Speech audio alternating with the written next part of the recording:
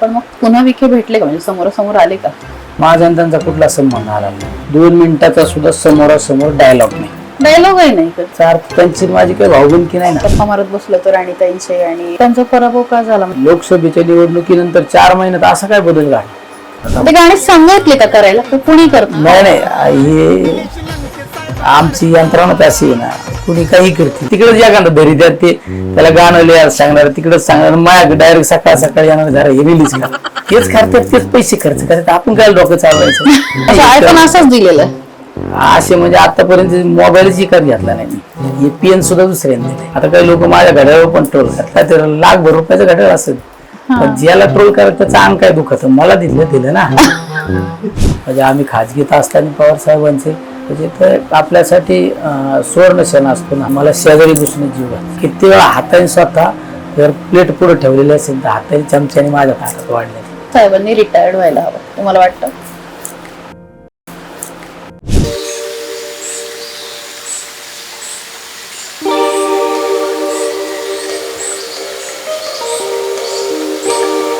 दिवसभराचं रुटीन असंच असतं का? हा असं सकाळी त्याला काय झोपायचंच कमी, 2-3 तास झोपायचं, जास्त नाही झोपायचं. आराम करणं शरीराला धोकेदायक आहे ना. खाली बसून छान इंटरव्ह्यू करूया. हे फार इच्छा तुमची जागा आहे. खाली बसायचं? येस, खाली बसून करूया. हा बोला ना. मग जमा नाही झाले का त्यांच्या अकाउंटला पैसे? काका बस ना, शशीला म्हणा, फक्त इथं थांब म्हणावा. त्याचा फोन आला तर कलेक्टरशी बोलावं लागेल. करा चालू. नाही काय अडचण नाही, काही करा, आपलं काय अडचण नाही. हॅलो,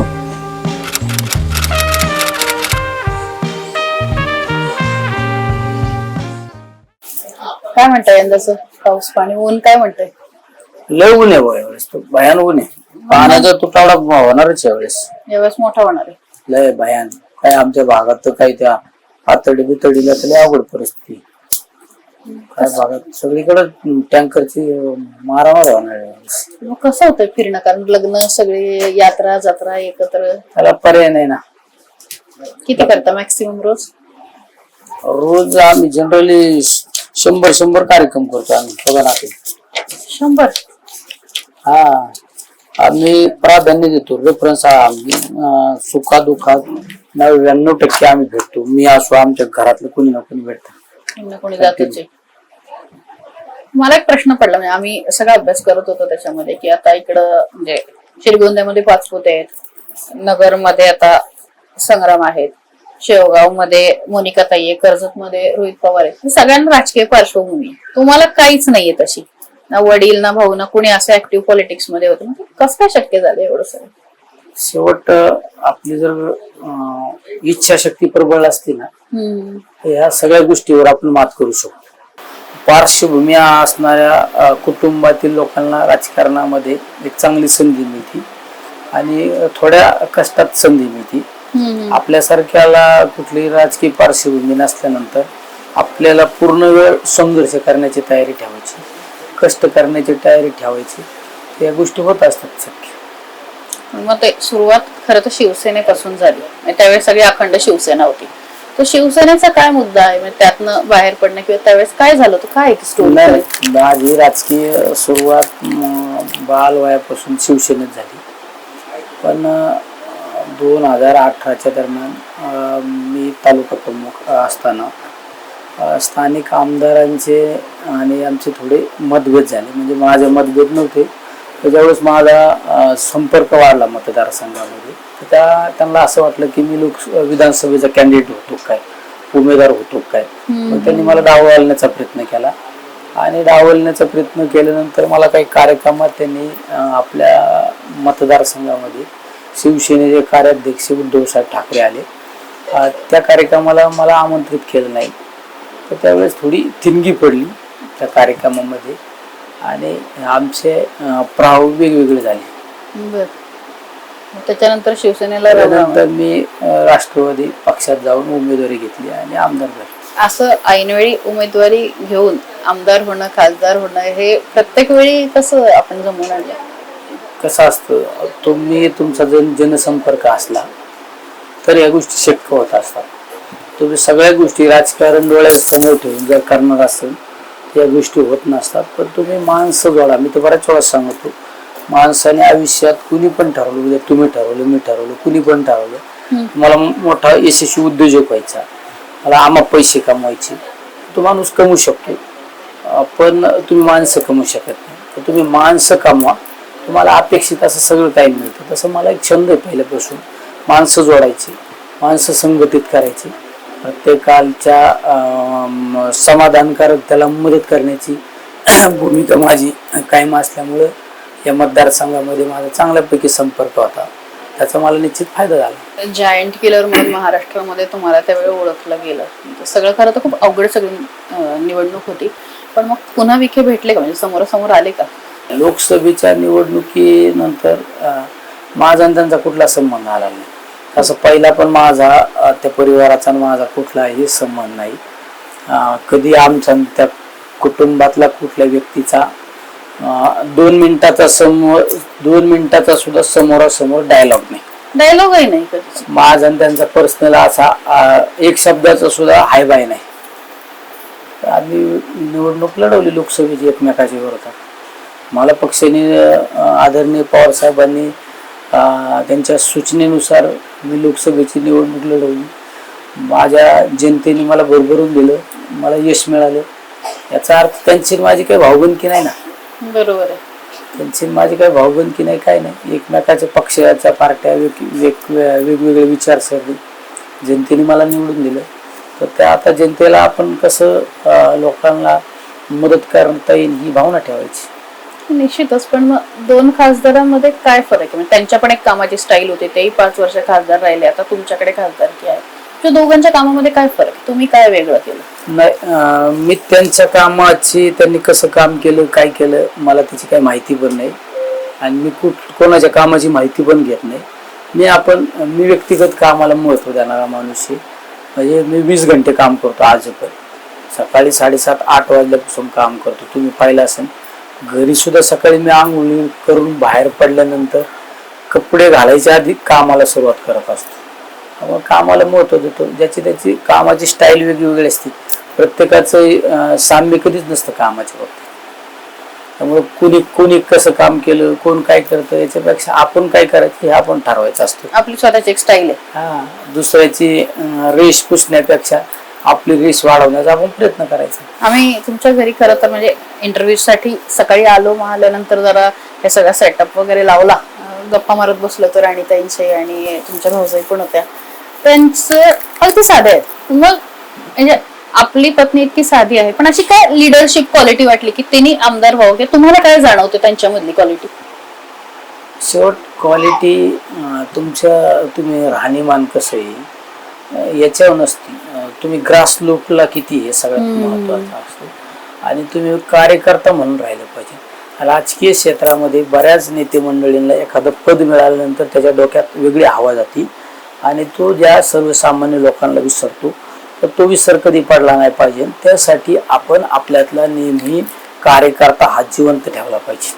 आणि तुम्ही कार्यकर्ता जर जिवंत राहिला तर तुमचा जनतेचा अप्रोच राहतो आणि तुम्हाला वेगळं आयाशारामध्ये जगण्याची कधी मोह पडत नाही तुम्हाला. सर्वसामान्य राहिल्यानंतर आज आम्हाला एखाद्या हायफाय ठिकाणी गेल्यानंतर आम्हाला त्यापेक्षा आम्हाला झोपडीत आवडतं ना, हे सगळ्यात महत्त्वाचं असतं. त्यामुळे आपल्याला कार्यकर्ता, त्यामुळे माझ्या कुटुंबातल्या कोणाला राजकारणाची कोणाला डोक्यात हवा गेलेली नाही.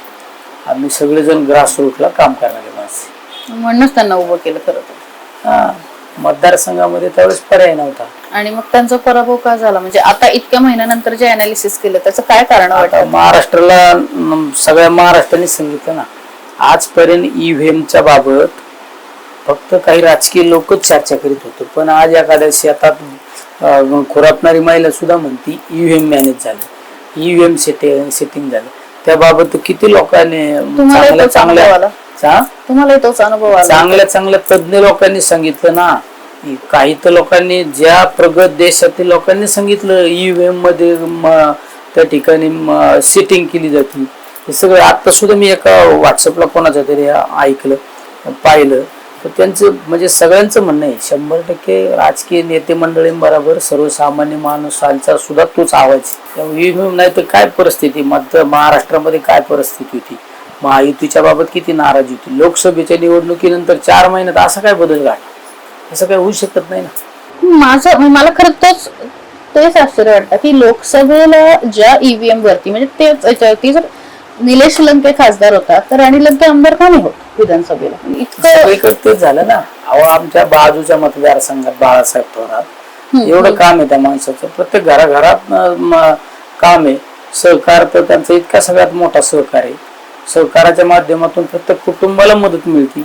त्यांचा पराभव होतो याचा अर्थ काय? तिकडे आमचे कराडला बाळासाहेब पाटील असे कित्येक लोक आहे. आमचे जयंत पाटील 1,00,000-1.5 लाख मतांनी निवडून येणार आणि आता 11,12,000 मतांनी निवडून आले. या सगळ्या गोष्टी काय? तर रोहित पवारांचं इतकं काम आहे, मोठं काम आहे. त्यांनी तर जन्माला आलेल्या मुलापासून तो 80-90 वर्षाच्या म्हाताऱ्यापर्यंत काम केलं त्यांनी. म्हणजे मुलगा जन्माला आल्यानंतर त्याचं हॉस्पिटल पासून त्याला एखादं बेबी किट पासून तर मदत करायची, शाळेत गेल्यानंतर त्या मुलांना मदत करायची, सगळ्या मदती करायच्या. ते सुद्धा पोस्टेलला 1200 मतांनी निवडून आले. हे सगळं स्कॅम्प आहे मोठं. मी लोकसभेच्या निवडणुकीच्या वेळी म्हणजे जिंकल्यानंतर ते श्रेय काही प्रमाणामध्ये बाळासाहेब थोरातांना पण दिलं. आणि बाळासाहेब थोरातांच्या म्हणजे सहकार्याने म्हणा किंवा त्यांच्या याने तुम्ही निवडून आलात आणि असं म्हणतात की त्या रागातनं विखेंनी तिथं जाऊन खूप काम केलं आणि बाळासाहेब थोरातांचा पराभव केला, अशी थिअरी काहींनी मांडली. ती किती खरी आहे? रागातून नाही, रागाबिगाने हे होत नसतं. हे सगळं ईव्हीएम मुळे झालं, नाही तर असं काय होत नसतं. बाळासाहेब थोरातांसारख्या माणसाची पकड मतदारसंघामध्ये सगळ्यात मोठी, मतदारसंघात नव्हे जिल्ह्यात बाळासाहेब थोरातांची पकड आहे. राज्यात सुद्धा एक चांगलं सुसंस्कृत नेतृत्व म्हणून बाळासाहेब थोरातांकडे पाहिले जाते. असं काही कुणी म्हणून घ्यायचं नाही आम्ही काम केलं म्हणून हे झालं. तिथं काय काम आहे? विरोधकांचं काय शून्य काम आहे? विरोधकांचं शून्य काम आहे, तिथं शून्य काम आहे. तरी जे श्रेय घेणारे, जर हा ईव्हीएमचा घोटाळा नसतं झाला तर त्यांचीच काय परिस्थिती झाली असती ती जनतेसमोर आलं असतं. या घरामध्ये आपण बसलोय तर इथे पवार साहेब पण येऊन गेलेले आहेत आणि थांबून गेलेले. तर पवार साहेबांबद्दल काय वाटतं? म्हणजे पवार साहेबांचं एकूण सगळं राजकारण आणि हे सगळं तुम्ही बघता, त्यांची आवडती गोष्ट कुठली? तर तुम्ही पाहिलं असेल, मी एक दिवस पवार साहेबांना विचारा, पवार साहेब तुम्ही या वयामध्ये तुम्ही बायकार फिरण्यापेक्षा तुम्ही हेलिकॉप्टरचा वापर केला पाहिजे, तुम्ही विमानात फिरलं पाहिजे. मला पवार साहेबांनी सांगितलं, मी या राजकारणामध्ये, महाराष्ट्राच्या राजकारणामध्ये गेले 50-55 वर्षापासून राजकारणात आहे. माझ्या राजकीय कालखंडामध्ये मी अनेक बदल घडवण्याचे प्रयत्न केले. त्याचा काय परिणाम झाला आणि अजून काय अपेक्षित आहे, ह्या सगळ्या गोष्टीमुळं मी शक्यतो करून गाडीनेच प्रवास करतो. आणि त्यांनी मला दुसरं विचारलं, मी गाडीत असल्यानंतर तू लक्ष ठेव, मी एखाद्या ठिकाणी उतरल्यानंतर मी लोकांना विचारतो तुमच्या शेतात माल काय आहे, तुम्हाला पाणी आहे का नाही, तुम्हाला पाणी येतं का नाही, काय परिस्थिती आहे, काय बाजारभाव आहे, ह्या सगळ्या गोष्टी विचारत असतो. आणि जाताना गाडीने जाताना सुद्धा मी पाहत असतो काय दोन्ही बाजूला काय परिस्थिती. त्यामुळे मला यातील बदल काय घडले आणि काय अपेक्षा, हे सगळ्या गोष्टी माझ्या लक्षात येतात. हा सगळ्यात महत्वाचा गुण आहे. तर हल्ली एखादा माणूस राजकारणात आला, थोडेफार पैसे आले तर तो हेलिकॉप्टर शिवाय फिरत नाही. खरंय. पवार साहेब 99.9% गाडीनेच प्रवास करतात. त्यांच्याबद्दल एक गोष्ट म्हणजे अजितदादांनी बोलली आणि अनेकांनी बोलली की आता साहेबांनी रिटायर्ड व्हायला हवं. तुम्हाला वाटतं? नाही, साहेबांनी रिटायर व्हायला पाहिजे.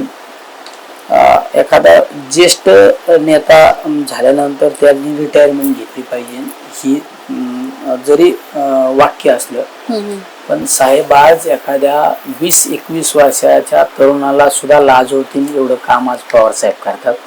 पवार साहेब आज पण 17-18 घंटे काम करतात. त्यामुळे पवार साहेबांची गरज ही राज्याला नाही, देशाला आज गरज आहे पवार साहेबांची.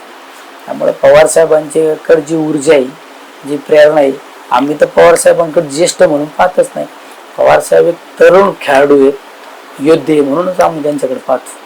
पण जेव्हा राष्ट्रवादीमध्ये फूट पडली, प्रत्येकासाठी म्हणजे राष्ट्रवादीमध्ये काम करणाऱ्या प्रत्येक आमदारासाठी, नेत्यासाठी तो तसा भावनिक करणारा प्रसंग होता सगळा, की राष्ट्रवादीमध्ये फूट पडेल असं कधीच वाटलं नव्हतं. आणि तुम्ही पण सुरुवातीला काही काळ अजित पवारांसोबत होता, नंतर शरद पवारांकडे आलात. काय म्हणजे काय मधल्या काळात काय घडलं? शेवट प्रत्येकाची भूमिका असते.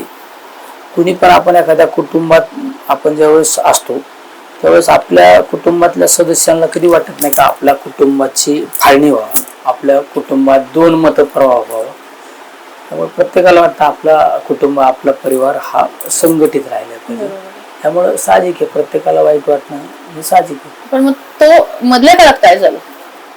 मधल्या काळातले अनेक अनुभव म्हणण्यापेक्षा प्रत्येकाला माझ्यासारख्या कार्यकर्त्याला तर म्हणजे एकदम मन हेलवणाऱ्या गोष्टी आमच्यासारख्यांच्या बाबतीत कधी कधी आमचं मनच आम्हाला खात होतं. अरे काय चाललंय राजकारणामध्ये या सगळ्या गोष्टी, हा तसा धक्का हा कोणाला सहन होणारा नव्हता. चालायचा बदल होत असतो, घडत असतो. मग खासदारकीसाठी इकडे आलात असंही एक बोललं जातं की लंकेनं खासदारकीला उभं राहायचं होतं आणि म्हणून ते आले. किती खरं आहे? म्हणजे नाही, आम्ही महाविकास आघाडीत असतानाच मला पक्षाच्या नेतृत्वाने सगळ्यांनी सांगितलं होतं की तुला लोकसभेची निवडणूक लढवायची.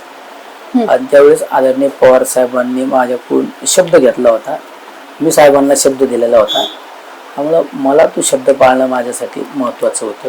जर मी तो शब्द पाळला नसता तर माझ्या आयुष्यात मला शेवटच्या क्षणापर्यंत मी तो दुःख विसरू शकलो नसतो की आपण पवार साहेबांना फसवलं.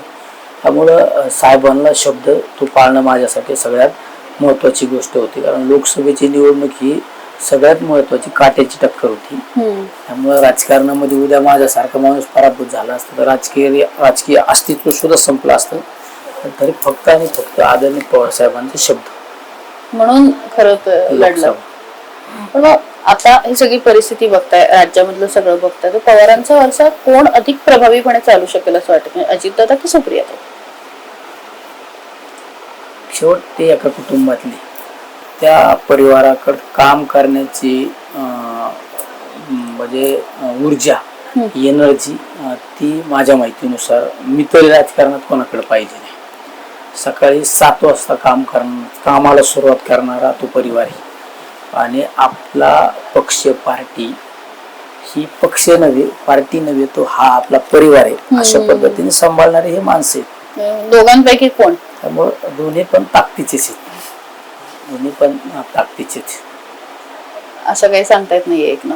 दोन्ही पण ताकदीची. आदरणीय पवार साहेबांच्या कुशीत वाढलेले, पवार साहेबांच्या अंगात खांद्यावर खेळणारे माणसं. परत दादांशी बोलणं झालं का? म्हणजे दादांची काही भेट होतं ना. पवार साहेबांच्या वाढदिवसाच्या दिवशी दादा पवार साहेबांना शुभेच्छा देण्यासाठी आले होते. त्यावेळेस आमची भेट झाली, पवार साहेबांसमोर भेट झाली, आमचं बोलणं पण झालं. राजकारण वेगळं असू शकतं, व्यक्तिगत संबंध थोडे आपण वेगळे असतो. बरोबर. एक इलेक्शनच्या काळामध्ये गोष्ट घडली, तुमचं इंग्लिश वगैरे काढलं, मग त्याच्यानंतर तुम्ही इंग्लिश मध्ये शपथ घेतली. तर निलेश लंके गोष्टी एवढ्या इग्नोर घेणारे आहेत का प्रत्यक्षात? इंग्लिश मध्ये शपथ घेतली. नाही, काय असतं, ज्यावेळेस मी संसदेत गेलो, म्हणजे मी कोणामुळे इंग्लिश शपथ नाही घेतली. मी संसदेत गेल्यानंतर देशाचं केंद्रबिंदू आहे ती संसद. आणि ज्यावेळेस आमच्यासारखा माणूस शपथ ही म्हणजे ओळख परेड बरोबर ना, ओळख परेड आहे. आणि ज्यावेळेस आमच्यासारखा माणूस त्यावेळेस खासदार म्हणून शपथ घेत होता, त्यावेळेस देश प्रत्येकाची शपथ पाहत होता, ओळख परेड पाहत होता. आपल्या भाषेत ओळख परेड पाहत होता देश. म्हणजे समज MP आलेला, कुठल्या मतदारसंघातून आलेला कोण खासदार आहे, महाराष्ट्रात कुठल्या मतदारसंघातून आलेला कोण खासदार आहे. जर मी मराठीत माझ्या मातृभाषेत जर शपथ घेतली असती तर केरळच्या माणसाला महाराष्ट्रातला कोण MP आहे हे लक्षात आलं असतं का? बरोबर.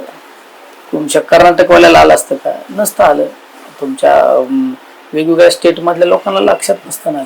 त्यामुळे आपण आपली ओळख परेड, आपण आपली शपथ ही इंग्लिश घेतली पाहिजे. इंग्लिश ही जनरली भारतातल्या प्रत्येक लोकांना दुय्यम भाषा म्हणून आपण तिच्याकडे पाहिलं जातो. ती सगळ्यांच्या लक्षात आली पाहिजे म्हणून मी इंग्लिश मध्ये शपथ घेतली. त्याच्यात वेगळं काय नव्हतं, कोणासाठी नव्हतं, कोणासाठी काय करायचं नसतं. आपल्याला जे वाटेल ते करायचं असतं. म्हणजे उद्या तुम्ही एखादी गोष्ट करायला सांगितली मग म्हणून मी करायचं असं काही नाही. मला पटलं तर करायचं. लाखभर सॅलरी असते खासदाराला, काय करताय सॅलरीच? मी माझी सॅलरी सुद्धा घेत नाही. आमची एक सामाजिक संस्था आहे, आमचं प्रतिष्ठान आहे. त्या संस्थेला मी पैसे दे आमचे वर्क करत असतो. आणि त्याच्या माध्यमातून ज्या मुलांना आई वडीलच नाही, निराधार, आणि ज्या मुलांना आई वडील आहे पण त्यांचे असमर्थ मुलांना शिकवा होण्यासाठी, अशा मुलांना आम्ही शैक्षणिक त्या आमच्या संस्थेमार्फत मदत करत असतो. आम्ही एज्युकेशन आणि हेल्थ या दोन गोष्टीसाठी सगळ्यात जास्त काम करतो आणि त्या दोन गोष्टीसाठी आमच्याकडे मर्यादा नसते. आम्ही नांदेडच्या माणसाला सुद्धा आम्ही तेवढ्याच पद्धतीने शिक्षणासाठी एखाद्याला मदत करू शकतो. एखादा सिंधुदुर्गचा आला ना, त्या आरोग्याची समस्या असली तरी त्याला आम्ही मदत करू शकतो. एखादा दुसऱ्या स्टेटचा असला तरी त्याला मदत करू शकतो. त्यामुळे आमच्या सामाजिक संस्थेमार्फत आम्ही दिव्यांग, आमच्या हेल्थच्या निगडीत, आमच्या शिक्षणाच्या निगडीत या लोकांना जास्तीत जास्त आम्ही मुलांना मदत करत असतो. त्यामुळे मी ती सॅलरी मी नाही घेतच नाही. पण निलेश लंकेंना स्वतःच काही आवड, काही शौक, म्हणजे सिनेमा बघणं, काही कार्यक्रम बघणं? स्वतःची आवड आहे ना, सगळ्यात महत्वाची. आवड कोणाला नाही, प्रत्येकाला आवड असते. तशी मला सुद्धा आवड आहे. म्हणजे माझी आवड तर आवड म्हणजे गोरगरीब लोकांच्या झोपडीत जायचं, गोरगरिबांचे अश्रू पुसायचे आणि त्याच्यात त्यांच्या चेहऱ्यावर जो आनंद दिसतो ना, ती माझी आवड. राणीताईंना कुठं फिरायला वगैरे? नाही, फिरणं बिरणं आमच्या घरात कुणीच कुठं फिरायला जात नाही. आम्ही सगळे वाहून घेतलेले माणसे समाजासाठी. असं काही फिरायला, मूवीला एकत्र गेले वगैरे? फिरणं, मूवी या गोष्टीला आम्ही महत्व देत नाही. दिल्ली फिरवून आणली नाही, आम्ही ह्या गोष्टीला कुणीच महत्व देत नाही. आमच्या कुटुंबातलं कोणी फिरायला जात नाही, पुढं काय नाही. आम्ही प्रत्येकाला कशी मदत करता येईल ही आमची यामागे भूमिका असते. त्यामुळं ही आवडत नाही आम्हाला. आमची आवड आहे, त्या आवडीत आम्ही पूर्ण वेळेस झोकून देतो. म्हणजे आम्ही दिल्लीत गेल्यानंतर सुद्धा रात्री 2-2, 3-3 वाजेपर्यंत आपल्या महाराष्ट्रातले कोणी आलेल्या लोकांची राहण्याची व्यवस्था आहे का नाही, त्यांची जेवणाची व्यवस्था आहे का नाही, त्यांचं काही काम होतं की सगळं समजून घेतो. त्यांना मदत करायचं काम आम्ही तिथे सुद्धा करतो. देवाचं वगैरे करता? देवाचं वगैरे शेवट मी ह्या विचाराचा एक कार्यकर्ता आहे. आपले आई वडील हे आपले जन्मदाते असतात, आपल्यासाठी श्रेष्ठ असतात, पण ते एक माध्यम आहे. पण परमेश्वराने जी सृष्टी निर्माण केली त्या परमेश्वराचं नामस्मरण केलंच पाहिजे. परमेश्वर ही अदृश्य शक्ती असते, आपल्या आजूबाजूला आपली वास करीत असते, आपलं संरक्षण करीत असते. त्यामुळे तिच्या पुढे नतमस्तक झालं पाहिजे. त्याच्यामुळे मी देवाचं करतो का नाही करतो हे सांगायची गरज नाही. मी नेहमी करतो. मी वर्षात 4 वेळा वैष्णोदेवीला जातो. मी काल सुद्धा माझ्या धाराशिव भागामध्ये दौऱ्यावर असताना त्या येडेश्वरी देवीची यात्रा होती, 2 दिवसापूर्वी दर्शनाला गेलो. आमच्या पाथडी भागात गेलो तर मोठ्या देवीला जात असतो. मी नवरात्रात आमचा सगळ्यात मोठा महिला देवदर्शन असतो. नवरात्रात तर मला उपवास असतो, 9 दिवस निरंकार उपवास असतो. तुमचा तो व्हिडिओ पण व्हायरल, चप्पल सुद्धा नाही घाली, कायम जात असतो. मध्ये आता तुळजापूरलाच गेलो, करत असतो. शेवट केलं पाहिजे, कुठंतरी माणसाने नतमस्तक झालं पाहिजे. बरोबर आहे. शेवटचे काही प्रश्न राहिलेत की निलेश लंके हेल्थ साठी काय करतात? आपण येता बोलत होतो की रोज 2-3 तास फक्त झोप होते, 3-4 तास. शेवटी शरीर पण महत्वाचं असतं, त्याची पण काळजी घ्यावी लागते. निलेश लंके काय करतात हेल्थ साठी? मी हेल्थ साठी काय करत नाही, पण मी एक असं मानतो, आपल्याला जे आजार जडले जातात ते आपल्या खाण्यावर, आपल्या दिनचर्या जी असते ना त्याच्यावर अवलंबून असतात बरेच आजार. मी एकच करतो, मी कुठं गेलो तरी माझ्या डबा बरोबर असतो. मी एखाद्या 5 स्टार हॉटेलमध्ये जरी गेलो, मला एखाद्याने शिळा भाकरीचा डबा 2 दिवसाचा आणून दिला तर मी ती शिळी भाकर खातो. पण 5 स्टार हॉटेलमधल्या रोटी आणि भाजी खात नाही. आणि बऱ्याच मी चहा घेत नाही, अजिबात नाही घेत, मी कोल्ड ड्रिंक्स नाही घेत, काहीच नाही, बाकी काय नाही. जेवण आपलं साधं मिरची भाकर असली तर मी पण, जर चपाती असते भाकर असते तर मी पहिलं प्राधान्य देतो भाकरीला. कारण आपल्या भारतीयांचं खाणं भाकर आहे. हे गहू नंतर आलेत, रोट्यानंतर आल्यात. आपलं जेवढं आपण ज्या अडचणीच्या काळात आपण जे खात होतो तेच खायचं. म्हणजे एखाद्या ठिकाणी 5 पक्वानात जेवण असतं, तिथं जर मला मिरची भाकरीचा डबा असला तर मिरची भाकर खातो, ते 5 पक्वान खात नाही. त्यामुळं हेच हेल्थसाठी महत्वाचं असतं. नाही तुम्ही सकाळी उठले, 2 तास जिम मारली आणि तुम्ही स्टेरॉइडचे जर इंजेक्शन घ्यायला लागले आणि तुम्ही ते जर वेगवेगळे औषधं घ्यायला लागले तर काय उपयोगी. आणि तुम्ही रोजच संध्याकाळी हॉटेलमध्ये बसायला लागले आणि जर गला सापटायला लागले तर कसं तुमचं हेल्थ नीट राहणार आहे. घरचं खा, घरचं खायचं, आपलं साधं खायचं, साधं राहायचं. आणि हे सगळं करत असताना शेवट आपण आपल्या कामात जास्त लक्ष द्यायचं, बाकी गोष्टीकडे नाही. तुमचा जो प्रवास आहे ना तो बोलेरो टू फॉर्च्युनर आहे म्हणजे त्याच्यावरती काही वेळा तुम्हाला ट्रोलही करण्यात आलं की फॉर्च्युनर घेतल्यानंतर वगैरे तो काय म्हणजे प्रवासाकडे ते कसं बघतात? माझा प्रवास बोलेरो तर फॉर्च्युनर नाही, माझा प्रवास कावासाकी बजाज. कावासाकी बजाज आमच्या वडिलांनी एक गाडी घेतली होती. ती गाडी आज पण आमचे एक जीवाभावाचा सहकारी बाबा नवले म्हणून आहे, त्याच्याकडे आज पण ती गाडी, ती माझी मी वापरलेली गाडी म्हणून ते आज पण आनंदाने कधी मध्ये गावात घेऊन येतो. तर कावासाकी फॉर्च्युनर प्रवास हा तो ज्यावेळेस मी गावाच्या आणि परिसरामध्ये फिरतो त्यावेळेस मी मोटरसायकलवर पण फिरायचो. त्यावेळेस माझा प्रवास वाढला, संपर्क वाढला, तर मला आमच्या कार्यकर्त्यांनी बोलेरो गाडी घेण्यासाठी मदत केली. मी बोलेरोत प्रवास करायला लागलो. पण ज्यावेळेस माझा अधिक प्रवास वाढला नंतर मी सफारी गाडी पण घेतली, नंतर फॉर्च्युनर पण घेतली म्हणण्यापेक्षा मी निलेश लंकेनी काय कमावलं यापेक्षा मी लाख मोलाची माणसं कमावली आणि ते लाख मोलाची माणसं मला प्रत्येक वळणावर मदत करतात. मग तुमच्या पार व्यक्तिगत जीवनात सुद्धा माडी अडचणीत मला मदत करतात. म्हणजे माझ्या मोबाईलची जर स्क्रीन गार्ड जरी खराब असला तर आमच्या एखादा कार्यकर्ता मोबाईल घेऊन जातो, स्क्रीन गार्ड बदलून आणतो. माझा मोबाईल एका दिवशी फोन आला आणि मी एखाद्याला सांगितलं जर बघ काय येते फोनवर आणि त्याला जर आवाज कमी आला तर ते पहिला जाऊन नवीन मोबाईल आणून देतो. माझी एखादी गाडीची जरी खराब दिसली तर आमचा कार्यकर्ता सांगतो आता ही गाडी मला देऊन टाका, दुसरी गाडी आणून देतो. त्याच्यामुळं मला काय हे फिरायला गाड्या घोड्याला काय मला पैसे लागत नाही. आमचे कार्यकर्ते तेवढे एकदम सशक्त आहे. त्यामुळं हे काय लोकांना ट्रोलला यायला त्याला मी महत्व देत नाही. तू वाचता का पण रात्री वगैरे उशिरा फोटोवर आपल्या काय बोलले किंवा काय? तुम्हाला एक सांग का, कोण काय बोललं याला महत्व द्यायचं नाही. बर, जो काम करतो ना त्याला लोकच बोलतात. जो मी जर निलेश लंके घरातच झोपून राहिला तर कोणाला माहित होणार आहे का? जो काम करतो त्यालाच बोलणार आहे ना. काही लोकांना आता मोबाईल घ्यायचा आपला, कोणाला तरी सांगायचं जरा ते मोबाईलला ते पॅकेज असतं ना काहीतरी नेट पॅकेज जरा टाकलं उद्या पैसे देतो 25 रुपये आणि ते नेट पॅकेज आलं का मग आपलं सुरू करायचं. त्यामुळे कर्तव्य करा आणि ज्याला राजकारणात पुढे जायचं ना समाज करायला त्यांनी आपल्या फोटो खाली चांगलं लिहिलं का वाईट लिहिलं कधीच त्याला प्रत्युत्तर द्यायचं नाही. गाण्याखाली तुमच्या किती व्ह्यूज येते कधी बघतात?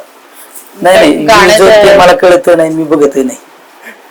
तुमच्या गाण्यांवरती म्हणजे 50 लाख लोकांनी पाहिलेले, 55 लाख लोकांनी पाहिले. खाली हे कमेंट्स मी महाराष्ट्रातला या भागातला आहे त्या भागातला आहे पण आपला लंकेनं सपोर्ट आहे असं वगैरे. नाही मी नाही बघत. ते गाणी सांगितले का करायला का कुणी करत? नाही हे आमची यंत्रणा अशी आहे ना, कुणी काही करते त्याला वाटलं ना. आता आमचे ती शशी गव्हाणे साहेब आहेत आमचे, त्यांना वाटलं निलेश लंकेच एखादं गाणं तयार करा तिकडेच एखादं धरी ते त्याला गाणं लिहायला सांगणार, तिकडेच सांगणार. माझ्याकडे डायरेक्ट सकाळी येणार जरा हे रिलीज करा. आमदार राहुल झालं वाटलं ना असं करायचं तेच करतो, तेच करतात, तेच पैसे खर्च करतात. आपण काय डोकं चालवायचं? आपण डोकं चालवलं मग परत किती पैसे खर्च आले काय आले या काय कशी मदत लागली हे भानगडीत नाही पडायचं. आपल्याकडे द्यायला आहे काही नाही ना, मग आपण चौकशीच नाही करायची. आता जर मला एखाद्या कार्यकर्त्यांनी मोबाईल आणून दिला त्याला विचारायचंच नाही. असंच दिलेलं असे म्हणजे आतापर्यंत मोबाईलच विकत घेतला नाही मी. हे पेन सुद्धा दुसऱ्याने दिलाय, हे चष्मा पण दुसऱ्याने दिलाय. त्याच्यामुळे मला पैसे नाही लागत. जर माझ्या कपडे मी कधी दुकानात जाऊन शिवलेच नाही. कोणी पण आमच्या एखाद्या कार्यकर्त्याचं लग्न असलं का तर जातो टेलर कपडे शिवायला टाकतो, घेऊन येतो, आणून देतो. फक्त त्याचा हात एकच असतो माझ्या कार्यक्रमा दिवशी कपडे घालावं. त्याच्यामुळे मला काही व्यक्तिगत जीवन जगायला नाही लागत. आता काही लोक माझ्या घड्याळावर पण ट्रोल करतात. मी आता दिले आमच्या कार्यकर्त्यांनी दिलं ना, काहीतरी लाखभर रुपयाचं घड्याळ असेल पण ज्याला ट्रोल करत त्याचं अंग काय दुखत, मला दिलं ना. तू मला लोक 1000 रुपयाचं घड्याळ देतात का बघा ना. हे माझा मोबाईल पण असं लाखभर रुपयाचा असं एखादंच नाही. मला एवढी आयडिया नाही किंमत किती असते, त्याचं काय अंग दुखात. ज्याला ट्रोल करणार काय, मला दिलं माझ्या कार्यकर्त्याचं जीव माझ्यावर म्हणून दिलं ना. खरंय. मग ते नेता का म्हणतात तू? नेता मला तर काय माहित नाही. आता मला विचारावं ते सरळ तुमच्या नाव पुढे लावलं जातं. कार्यालयाच्या बाहेर पण लोगो आहे आणि सर्टिफिकेटवर पण कॉन्सेप्ट नाही कोणतरी लिहिलं असेल ते. आता हे काही हे सर्टिफिकेट मी नाही बनवलेलं. ते कुणीतरी बनवलं ते आणून द्यायचं आपलं झालं. एक रॅपिड फायर राऊंड आहे. 4च प्रश्न आहेत की म्हणजे अहिल्यानगर जिल्ह्याचा अधिक विकास कोणी केला, थोरात की विखे? अहिल्यानगर जिल्ह्याचा 2 प्रकार असतात. एक लोकांचा डेव्हलपमेंट करणं, वेगवेगळ्या माध्यमातून लोकांना मदत करणं हा एक विकासाचा भाग असतो. आणि राजकारणामध्ये 2 प्रकारची ताकद आपण राबवित असतो. माझ्यासारखा माणूस मतदारसंघामध्ये रस्ते करतो, बंधारे करतो, वेगवेगळे कामं करतो, पिण्याच्या पाण्याचे प्रश्न सोडवतो, शैक्षणिक मध्ये मदत करतो, काम करतो, आरोग्यात मध्ये काम करतो, हा एक विकासाचा भाग झाला. आणि दुसरी कधी कधी राजकीय ताकद अशी असती ती याची कशी जिरावता येईल, त्याचा धंदा कसा बंद करता येईल, त्याला कसा त्रास देता येईल, असं 2 प्रकारचे वर्ग असतात. त्यामुळे एक प्रकारचा वर्ग मला माहित, जो विकासाला महत्व देणारा वर्ग म्हणजे बाळासाहेब थोरात. आता जिल्ह्याचा नेता कोण, विखे, राम शिंदे की निलेश लंके? कारण तिघांकडे 3 वेगवेगळी पद आहेत. नाही, जिल्ह्याचा नेता कोण हे तुम्ही आम्ही कधी ठरवायचं नसतं, हे जनतेने ठरवलं पाहिजे. चांगला मुख्यमंत्री कोण होऊ शकतो असं वाटतंय, फडणवीस, अजित पवार की एकनाथ शिंदे? आता काय, मी महाविकास आघाडीमध्ये आदरणीय पवार साहेबांच्या नेतृत्वाखाली काम करतो. त्यामुळे आमचं सरकारच नाही ना आता बघतो ना यांची कामं बघतो. आमचं सरकार नाही ना. आमचं सरकार असतं तर मी लगेच सांगितलं असते, मी पहिल्या आमचं सरकार जर सत्तेत आलं असतं तर पहिली मी बाईट दिली असते ना, अमुक अमुक मुख्यमंत्री करा. आता सरकार नाही आमचं. त्याच्यामुळे कसं असतं, तुमच्या घरातल्या माणसांनी कसं राहायचं हे मी कशाला सजेशन करायचं, तुम्हाला काय मार्गदर्शन करायचं. ही मोठमोठे लोक आहेत सगळे, हे आमच्यासारखे काही उन्हाळे पावसाळे, माझं जेवढं वय आहे तेवढं त्यांनी राजकारण बघितलेलं आहे. त्यामुळे त्यांना आपला विचार मी उद्या मांडलंच, मला हा मुख्यमंत्री पाहिजे, कोण ऐकणार आहे माझं? ते आहे, कोण ऐकणार आहे का? जिथं ऐकतच नाही कोणी तिथं सांगायचंच नाही ना. तर तुम्ही एक शिवसैनिक होते म्हणून प्रश्न आहे की कोणाचं नेतृत्व अधिक चांगलं वाटतं, राज ठाकरे की उद्धव ठाकरे? मला एक सांग का, माझा राज ठाकरेंचा संबंध कधी आला नाही. बर. उद्धव साहेबांचा माझा बऱ्यापैकी संपर्काला संबंध आला. उद्धव साहेब एक शांतता प्रिय आणि संयमी नेता आणि दूरदृष्टी नेता आहे. आणि तो नेता ठीक आहे, कोणाला त्रास होणार नाही याची भूमिका पाळणारा नेता म्हणून उद्धव साहेब ठाकरे. आणि अशा नेत्याची सुद्धा गरज आहे राज्याला. आणि एकदम ज्यावेळेस तुम्ही पाहिलं असेल, मुख्यमंत्री असताना कोविड सारखी महामारी होती, शांततेने त्या कोविड मधून आपल्या महाराष्ट्राला बाहेर काढलं. आणि देशामध्ये सगळ्यात यशस्वी मुख्यमंत्री कोविडच्या कालखंडामध्ये काम करणार म्हणून उद्धव साहेबांकडे त्यावेळेस देशाने नाव घेतलं त्यांचं. त्यामुळं ते संयमी. तेव्हा तुमचंही काम खूप गाजलं होतं, म्हणजे देशामध्ये निलेश लंकेची खरी ओळख तेव्हा झाली की ज्या पद्धतीचं ते कोविड सेंटर होतं आणि ज्या पद्धतीने तुम्ही काम केलं. उद्धव ठाकरेंचा कधी फोन वगैरे यायचा का की काही मदत हवी? ते मुख्यमंत्री होते, माझ्यासारखा छोटा कार्यकर्ता, पण मी आमदार मतदारसंघात असल्यामुळं मला पण कामाच्या निमित्ताने फोन आले. मी ज्यावेळेस मी अनुभवलेला कोविड एक पुस्तक लिहिलं त्यामध्ये त्यांचा शुभ संदेश सुद्धा आहे उद्धव साहेबांचा. हे झालेलं आहे. जास्त आक्रमक नेतृत्व कोणाचं वाटतं, सुप्रिया सुळे की जयंत पाटील? नाही, आदरणीय पवार साहेबांच्या नेतृत्वाखाली काम करणारा कुठला कार्यकर्ता असो तो कुठल्या वेळेस आक्रमक व्हायचं आणि कुठल्या वेळेस संयमाची भूमिका घ्यायची हे पवार साहेबांची शिकवण आम्हाला सगळ्यांना आहे. म्हणजे जयंत पाटील साहेब असो, आमच्या ताई असो, आमच्यासारखी छोटी मोठी कार्यकर्त्यांना पण त्याची शिकवण आहे. त्यामुळं कधी रॅक्ट व्हायचं, पण ते रॅक्ट होत असताना सुद्धा ते समाजाचं हित पाहिजे आणि समाजाच्या हितासाठी कधी शांत राहायचं हे एकदम ते दोन्ही पण पवार साहेबांच्या एकदम कुशीत वाढलेले नेतृत्व. शेवटचा प्रश्न की लोकसभेत एखादी गरज आली आणि मदत पाहिजे आहे, पहिलं कोणाकडे जाल, सुप्रिया सुळे की अमोल कोल्हे? कारण दोघे सिनियर आहेत म्हणून. शेवट आम्ही ज्या वेळेस वेगवेगळ्या भागात आम्हाला हाऊस मध्ये मदत लागली तर मला जर बोलायचं एखादा मुद्दा मांडायचा, मुद्दा जर मांडायचा तर आम्ही उद्या ओम बिर्लाला सांगायचं तर मी ताईंजवळ जाऊन बसतो, ताई मला असा माझ्या मतदारसंघातला प्रश्न मांडायचा तेवढं सभापतींना तुम्ही सांगा. ताई लगेच सभापतींना खुलवितात, हा माझा माणूस आहे त्याला बोलायला संधी द्या. आणि ते झाल्यानंतर जर आम्हाला कुठल्या मुद्द्यावर मांडणी करायची आणि ती मांडणी करीत असताना आम्हाला एखादी गोष्टीची अडचण आली तर आम्ही अमोल कोल्हेंजवळ जाऊन बसतो. अमोल कोल्हेंना सांगतो मला हा विषय मांडायचा आहे, पण हा कसा प्रभावीपणे मांडला पाहिजे. त्यावेळेस ती अमोल कोल्हे मदत करीत असतात. त्यामुळे दोन्ही पण आमच्यापेक्षा सिनियर आहेत, तर दोन्ही पण त्यांच्या मोडवर आम्हाला मदत करतात. आमचा अँगल काय, जर मला एखादी मांडणी करीत असताना मला अडचण आली तर अमोल कोल्हे स्वतः सांगतात ह्या ट्रॅकने आपल्याला मांडलं पाहिजे, तर ते अधिक प्रभावी होऊ शकतं. आणि ताईंना जर आपण सांगितलं तर आपल्याला तिथं हाऊसमध्ये लगेच बोलायची संधी मिळते.